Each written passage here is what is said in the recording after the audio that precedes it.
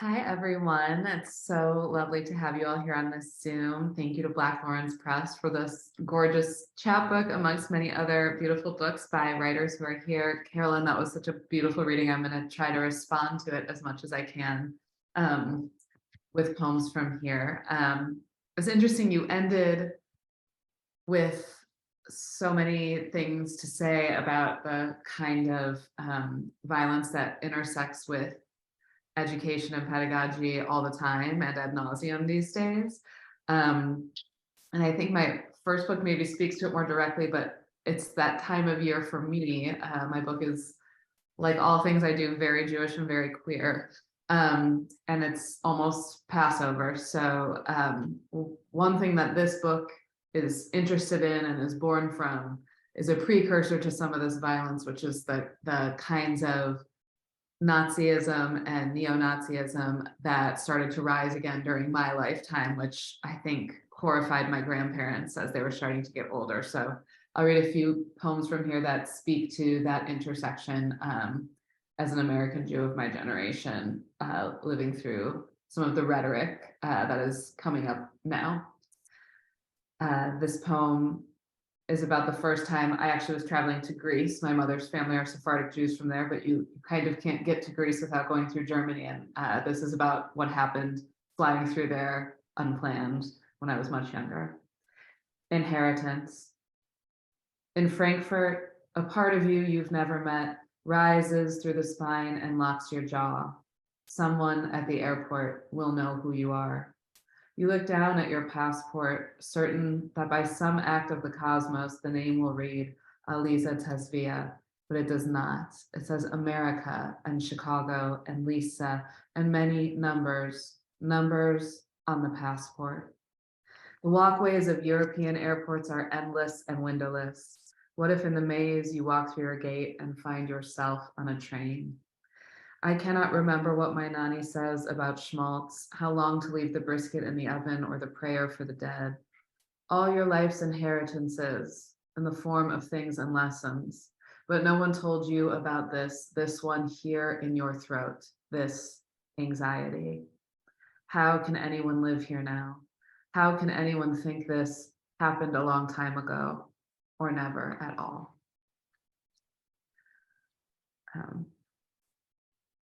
The clearing has a few sections in it with various poems under the premise Dream of My Father Shiva. It's more fun when he's around, but my dad is not dead. So like when he's at a reading, I like to point that out. And I think part of the effort of these poems, besides being imaginative, is to sort of play with this idea that dreams we think of as being like wishes or hopes, but they're actually these involuntary, sometimes almost assaultive things that happen to us from our subconscious. Also, this speaks to the Midwest because I'm an Illinois girl.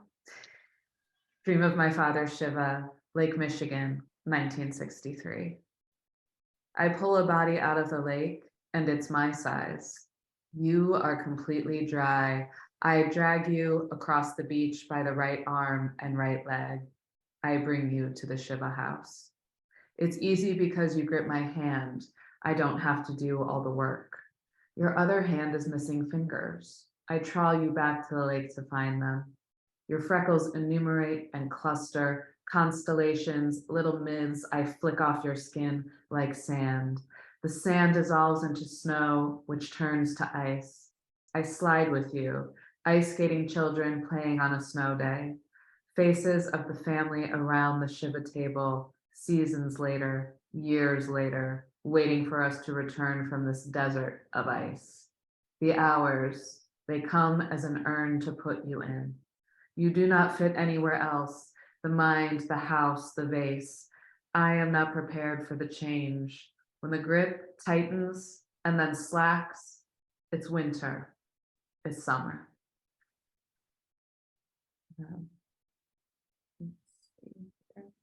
So I run a podcast called Queer Poem a Day. My co-producer Dylan, who I believe is in the room somewhere, and something that he and I talk about all the time, bringing queer voices into a public library's podcast space, is just about all sorts of ways that when you think about things as an archive, how they speak to each other. This is one of the kinds of poems I imagine bringing to the fold for other voices. I also teach a course called Little Daggers, and I consider this one of mine. Moonchild. I think of these things to tell you when you are asleep. Little pools of water filled with limbs. The sky is dull, the sky in excess. I draw rings around your belly. Sometimes I do things to you because I want you to do them to me. In the morning, when you are still asleep, I reach my hand into your mouth, down through your chest. I turn your heart over.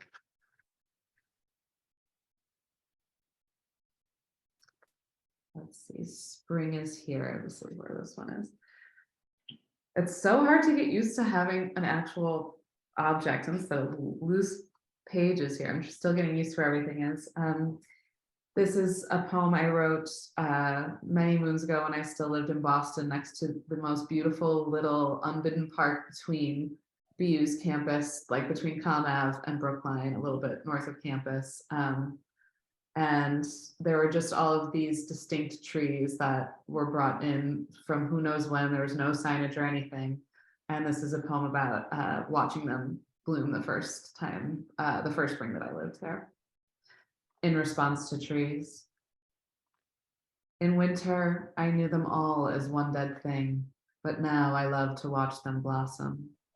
The shortest tree seems Japanese, translates beauty into sun-like white and pink. I lie under them, deciphering their shapes. How to give a name to something you know so well. Mother, I know you are afraid of my love when I watch the little round discs fall suicidally toward me. I am afraid of what I might call them in the air. Mother, I want to call them my Katerina, my Riyadh, my morning floor. Tiny petals like eyelids dropping down. The first time I dreamt of falling, it was peaceful like this, nameless world filled with green light. By what name, Japanese tree? By what name, mother? I'm going to read a few brand new poems, and then I'll end with something from the book. I go through phases. One of my mentors is Louise Glick, who famously is someone who can go years without writing, and then the lightning sort of strikes. And I hate to say, I don't know if it was that she rubbed off on me from that time, but I have had many phases like that. I feel like I'm coming out of one. Just, takes some heartbreak, and there you go, the lightning comes again. But here are a couple of new things that I've been playing with. Two are short, one's a little bit longer. This poem is to the tense and in the voice of the tense that it's written as. Possessive. Had I been alone with you? Had it been later in the month? The air colder, the feeling bolder? Had the long-necked pair leaned toward the bowl, toward the window? Had I let the dishes go, the plant wilt? Had the stars gone out without our noticing? The darkness could have taken us both. The darkness could have taken us without our noticing. Had the stars gone out? Had I let the dishes go, the plant wilt toward the bowl, toward the window? Had the long-necked pair leaned, the air colder, the feeling bolder? Had it been later in the month? Had I been alone with you? Possessive. This little one is called Blazon. This is a tradition in sonnets, a very problematic one. It was the sonnet you'd write to your mistress. You would sort of intentionally choose a feature and objectify it. So this is me sort of messing with reclaiming it and speaking as it and for it and to it, I hope, all at once. I will say this poem also has at least one slanderous word, and it is definitely my most overtly kinky poem. So if that's not your thing, be forewarned. Blazon. You depict me as only parts.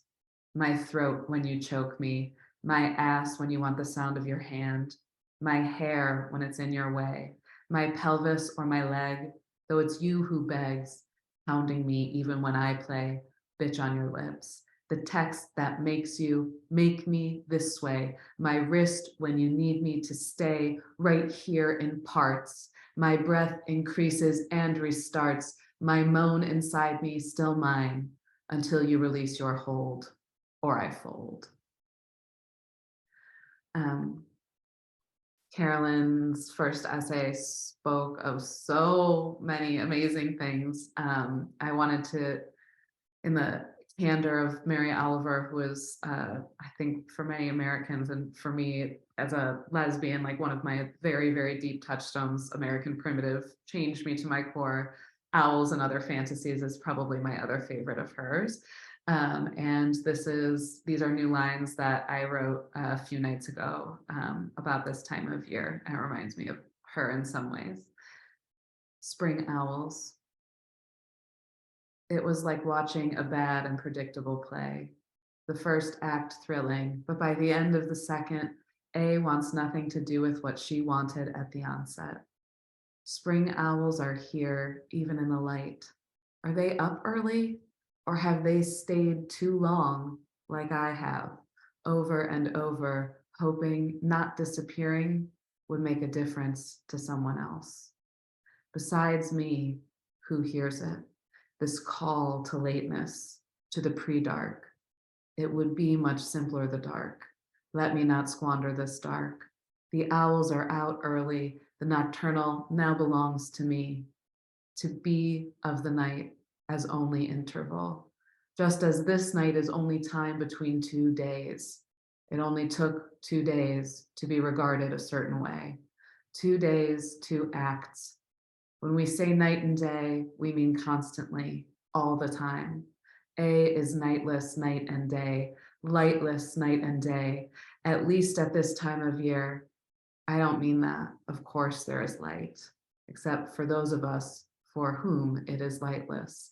All of it nitrogen, all of it made of science when I wanted love and lovers night and day. That's how it used to be a spring ago. The interval of sound, not light, time between, not continuous, the pitch and angle of us comfortable as a rampart I could surround. I could surround this night, darkness I've become. I see in the tall tree above the young magnolias, the horned figure waiting. It is too early for this hunt, too early to arrive at what is sought. The owl makes its sound, third person, to this day becoming a night that will surround me, though I didn't enter. It has not referred to me nor itself directly. It doesn't know how to complete the grammar or syntax of this grief. I'll just read one more from the book. 2 more because the precursor is very short. This poem is an ode to Deerfield, Illinois, I will say too, my hometown. What's left to do in the house? The carrots are ready for plucking in the side yard. Pluck them. The dry cleaning is ready on Waukegan and Deerfield. It can wait. It'll still be there tomorrow. Write a poem in which a speaker who loves women emerges. Write a poem in which devotion does not devour you. And then this. Prodigy. A ramp of white marble, the path that delivers me from the top of the escarpment. The gray mottlings disappeared by the dusty blizzard of sunlight as I cross the metamorphic limestone as my bones knock along the stone path. They are all that lasts after organ, liquid, flesh. I place the divining rod in the notches. Nothing budges, nothing heats. I grew up reading while other children played outside. I hummed Hebrew with my father before bedtime, the wicks thick melting. Who will follow me down the path of stone? From the shore, I look up at the grotto. Lightning, then nothing. The wind is on my heels, desperate to tell me something. I look down at my hands. The left palm says poet, the right prophet. At the bottom of the fault, I clasp my hands around the ruined balusters of an ancient gate, and everything is struck by lightning. I am in a clearing on the shore as the sky opens and the angels come down. The storm goes on. Who will follow me down the path of stones? And the Aegean responds, climbing all the way up to the grotto. No one with you on the path of stones. The question evaporates like the name I was given, which arranges and rearranges itself. Lisa, Harry, Hiton, this lone. In America, the grotto is gone. There are no grapevines. I don't recognize the voice of the dead. Man, I am named for who I never meet. When God said the dead wait at a marble gate until a mortal takes their name, my mother gave her father his ticket. In America, my bedroom window faces Jerusalem. I hear a single bird at 3 a.m. I dusted all softly in Hebrew. I was on the path of stone. I arrived at a gate. The word for poet is the same as the word for prophet in my mother tongue. And then I kissed Moretta to wake her. Thank you.